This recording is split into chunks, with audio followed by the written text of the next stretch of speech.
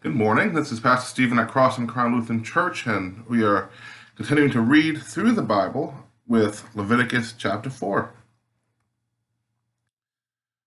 The Lord spoke to Moses, saying, "Speak to the people of Israel, saying, when anyone sins unintentionally in any way, in any of the Lord's commandments about things not to be done, or does any of them, if it is the anointed priest who sins, thus bringing guilt on the people, he shall offer for the sin that he has committed a bull of the herd without blemish, as a sin offering to the Lord.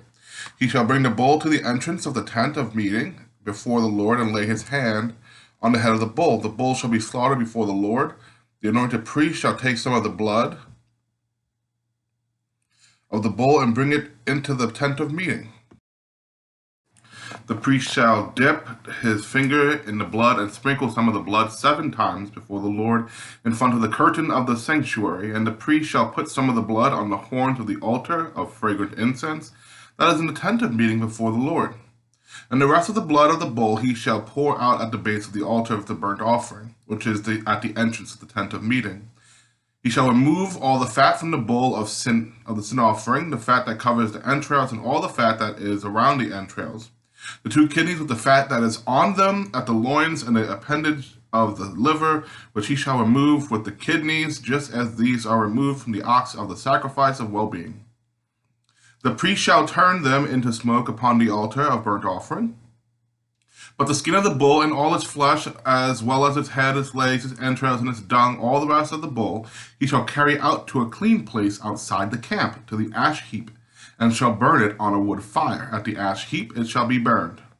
If the whole congregation of Israel errs unintentionally, and the matter escapes the notice of the assembly, and they do not do any one of the things that by the Lord's commandments ought not to be done, and incur guilt when the sin that they have committed becomes known, the assembly shall offer a bull of the herd for a sin offering, and bring it before the tent of meeting. The elders of the congregation shall lay their hands on the head of the bull before the Lord, and the bull shall be slaughtered before the Lord. The anointed priest shall bring some of the blood of the bull into the tent of meeting, and the priest shall dip his finger in the blood, and sprinkle it 7 times before the Lord.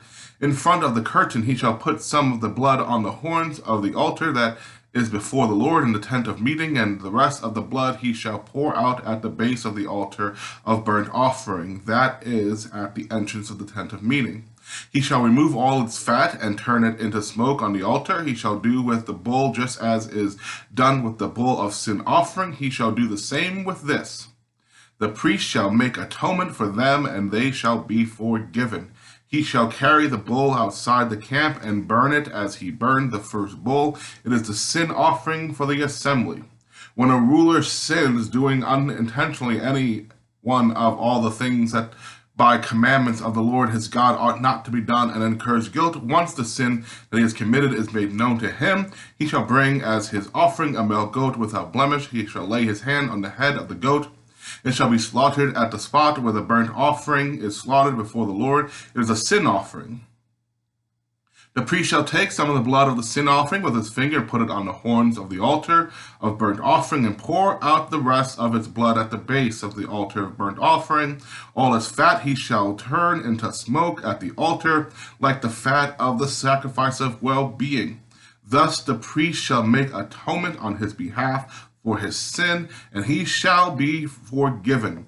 If any one of the ordinary people among you sins unintentionally in doing any one of the things that the Lord's commandments ought not to be done, and incurs guilt when the sin that you have committed is made known to you, you shall bring a female goat without blemish as your offering.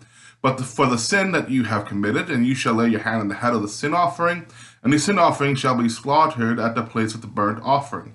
The priest shall take some of its blood with his finger and put it on the horns of the altar of burnt offering, and he shall pour out the rest of the blood at the base of the altar, and he shall remove all of its fat, as the fat is removed from the offering of well-being, and the priest shall turn it into smoke on the altar for a pleasing odor to the Lord. Thus the priest shall make atonement on your behalf, and you shall be forgiven. If the offering you bring as a sin offering is a sheep, You shall bring a female without blemish, and you shall lay your hand on the head of the sin offering, and it shall be slaughtered as a sin offering at the spot where the burnt offering is slaughtered.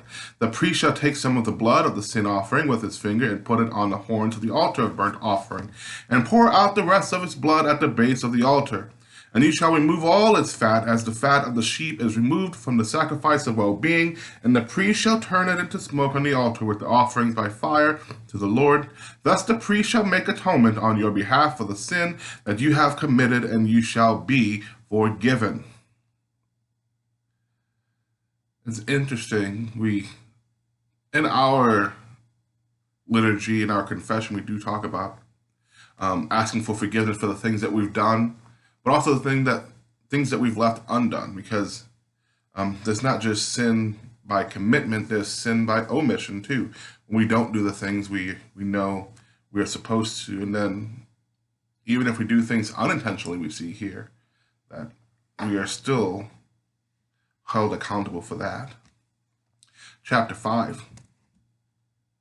When any of you sin in that you have heard a public adjuration to testify, and though able to testify as one who has seen or learned of the matter does not speak up, you are subject to punishment. Or when any of you touch any unclean thing, whether the carcass of an unclean beast, or the carcass of an unclean livestock, or the carcass of an unclean swarming thing, and are unaware of it, you have become unclean and are guilty. Or when you touch human uncleanness, any uncleanness by which one can become unclean, and are unaware of it, when you come to know it, you shall be guilty. Or when any of you utter aloud a rash oath for a bad or a good purpose, whatever people utter in an oath and are unaware of it, when you come to know it, you shall in any of these be guilty. When you realize your guilt in any of these, you shall confess the sin that you have committed, and you shall bring to the Lord as your penalty for the sin that you have committed a female from the flock, a sheep or a goat, as a sin offering, and the priest shall make atonement on your behalf for your sin. But if you cannot afford a sheep, you shall bring to the Lord as your penalty for the sin that you have committed 2 turtle doves or 2 pigeons, one for a sin offering and the other for a burnt offering. You shall bring them to the priest, who shall offer first the one for the sin offering, wringing its head at the nape without severing it. He shall sprinkle some of the blood of the sin offering on the side of the altar, while the rest of the blood shall be drained out at the base of the altar. It is a sin offering. And the second he shall offer for a burnt offering according to the regulation. Thus the priest shall make atonement on your behalf for the sin that you have committed, and you shall be forgiven. But if you cannot afford 2 turtle doves or 2 pigeons, you shall bring as your offering for the sin that you have committed 1/10 of an ephah of choice flour for a sin offering, and you shall not put oil on it or lay frankincense on it, for it is a sin offering. You shall bring it to the priest, and the priest shall scoop up a handful of it as its memorial portion, and turn this into smoke on the altar with the offerings burnt by fire to the Lord. It is a sin offering. Thus the priest shall make atonement on your behalf for whichever of these sins you have committed, and you shall be forgiven like the grain offering. The rest shall be for the priest. The Lord spoke to Moses, saying, when any of you commit a trespass and sin unintentionally in any of the holy things of the Lord, you shall bring as your guilt offering to the Lord a ram without blemish from the flock, convertible into silver by the sanctuary shekel. It is a guilt offering, and you shall make restitution for the holy thing in which you were remiss, and shall add 1/5 to it and give it to the priest. The priest shall make atonement on your behalf with the ram of the guilt offering, and you shall be forgiven. If any of you sin without knowing it, doing any of the things that by the Lord's commandments ought not to be done, you have incurred guilt and are subject to punishment. You shall bring to the priest a ram without blemish from the flock, or the equivalent as a guilt offering, and the priest shall make atonement on your behalf for the error that you have committed unintentionally, and you shall be forgiven. It is a guilt offering. You have incurred guilt before the Lord. I really like how in verses 11 through 13, it's not just the same penalty for everyone. Because if I can't afford 2 turtles or the 2 pigeons, I can bring something that I do know I have. And that's 1/10 of an ephah of choice flour for a sin offering. And so things are scaled to help people be able to provide something and not just throw them into complete disarray. Chapter 6. The Lord spoke to Moses, saying, when any of you sin and commit a trespass against the Lord by deceiving a neighbor in a matter of a deposit or a pledge or by robbery, or if you have defrauded a neighbor or have found something lost and lied about it, if you swear falsely regarding any of the various things that one may do and sin thereby, when you have sinned and realize your guilt and would restore what you took of robbery or by fraud, or the deposit that was committed to you, or the lost thing that you found, or anything else about which you have sworn falsely, you shall repay the principal amount and shall add 1/5 to it. You shall pay to its owner when you realize your guilt, and you shall bring to the priest as your guilt offering to the Lord a ram without blemish from the flock, or its equivalent for a guilt offering. The priest shall make atonement on your behalf before the Lord, and you shall be forgiven for any of the things that one may do and incur guilt thereby. The Lord spoke to Moses, saying, command Aaron and his sons, saying, this is the ritual of the burnt offering. The burnt offering itself shall remain on the hearth upon the altar all night until the morning, while the fire on the altar shall be kept burning. The priest shall put on his linen vestments after putting on his linen undergarments next to his body, and he shall take up the ashes to which the fire has reduced the burnt offering on the altar, and place them beside the altar. Then he shall take off his vestment and put on other garments, and carry the ashes out to a clean place outside the camp. The fire on the altar shall be kept burning, it shall not go out. Every morning the priest shall add wood to it, lay out the burnt offering on it, and turn into smoke the fat pieces of the offerings of well-being. A perpetual fire shall be kept burning on the altar, it shall not go out. This is the ritual of the grain offering. The sons of Aaron shall offer it before the Lord in front of the altar. They shall take from it a handful of the choice flour and oil of the grain offering, with all the frankincense that is on the offering, and they shall turn its memorial portion into smoke on the altar as a pleasing odor to the Lord. Aaron and his sons shall eat what is left of it, and it shall be eaten as unleavened cakes in a holy place. In the court of the tent of meeting they shall eat it. It shall not be baked with leaven. I have given it as their portion of my offerings by fire. It is most holy, like the sin offering and the guilt offering. Every male among the descendants of Aaron shall eat of it, as their perpetual due throughout your generations. From the Lord's offerings by fire, anything that touches them shall become holy. The Lord spoke to Moses again, saying, this is the offering that Aaron and his sons shall offer to the Lord on the day when he is anointed. 1/10 of an ephah of choice flour as a regular offering, half of it in the morning and half in the evening. It shall be made with oil on a griddle. You shall bring it well soaked as a grain offering of baked pieces, and you shall present it as a pleasing odor to the Lord.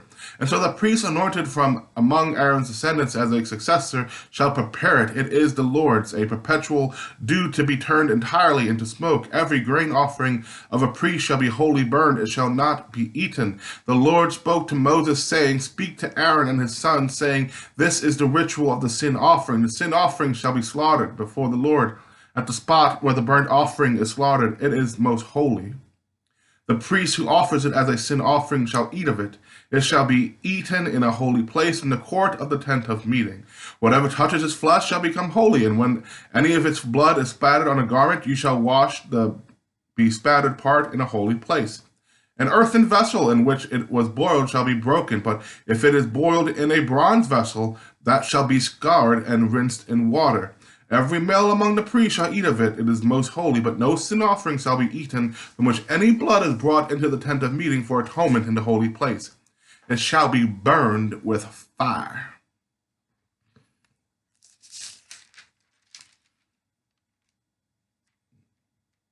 Chapter 7. This is the ritual of the guilt offering. It is the most holy. At the spot where the burnt offering is slaughtered, they shall slaughter the guilt offering, and its blood shall be dashed against all sides of the altar.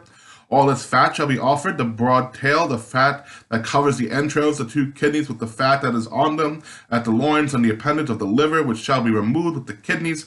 The priest shall turn them into smoke on the altar as an offering by fire to the Lord. It is a guilt offering. Every male among the priests shall eat of it. It shall be eaten in a holy place. It is most holy.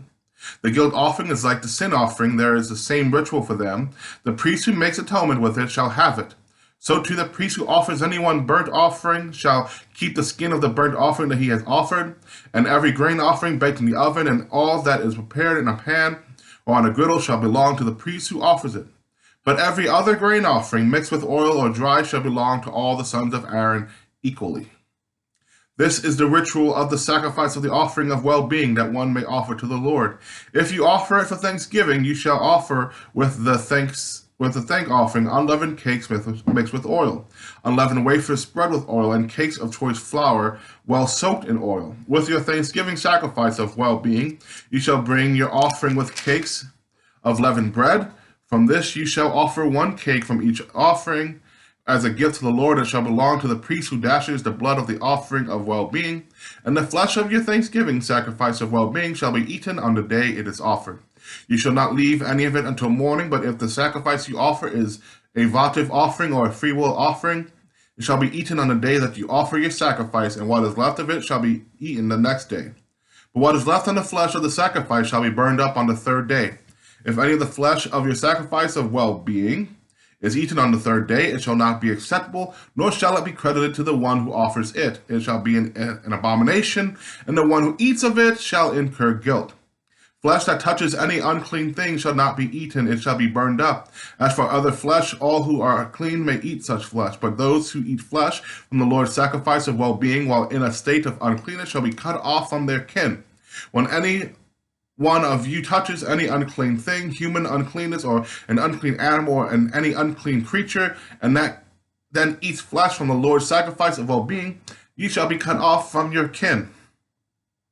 The Lord spoke to Moses, saying, Speak to the people of Israel, saying, You shall eat no fat of ox or sheep or goat. The fat of an animal that died or was torn by wild animals may be put to any other use, but you must not eat it. If any one of you eats the fat from an animal of which an offering by fire may be made to the Lord, you who eat it shall be cut off from your kin. You must not eat any blood whatever, either of bird or of animal in any of your settlements. Any one of you who eats any blood shall be cut off from your kin. The Lord spoke to Moses, saying, Speak to the people of Israel, saying, Any one of you who would offer to the Lord your sacrifice of well-being must yourself bring to the Lord your offering from your sacrifice of well-being. Your own hands shall bring the Lord's offering by fire, and you shall bring the fat with the breast, so that the breast may be raised as an elevation offering before the Lord. The priest shall turn the fat into smoke on the altar, but the breast shall belong to Aaron and his sons, and the right thigh from your sacrifices of well-being you shall give to the priest as an offering. The one among the sons of Aaron who offers the blood and fat of the offering of well-being shall have the right thigh for a portion. For I have taken the breast of the elevation offering, and the thigh that is offered from the people of Israel from their sacrifices of well-being, and have given them to Aaron the priest and to his sons as a perpetual due from the people of Israel. This is the portion allotted to Aaron and to his sons from the offerings made by fire to the Lord, once they have been brought forward to serve the Lord as priests. These the Lord commanded to be given them when he anointed them as a perpetual due from the people of Israel throughout their generations. This is the ritual of the burnt offering, the grain offering, the sin offering, the guilt offering, the offering of ordination, and the sacrifice of well-being, which the Lord commanded Moses on Mount Sinai, when he commanded the people of Israel to bring their offerings to the Lord in the wilderness of Sinai. An offering of well-being, that is a beautiful thing. We should all be offering an offering of well-being. It may not be the sacrifice as prescribed in Leviticus, but we can offer some praise and worship and prayer to God for the thanksgiving of all that God has done for us in our lives.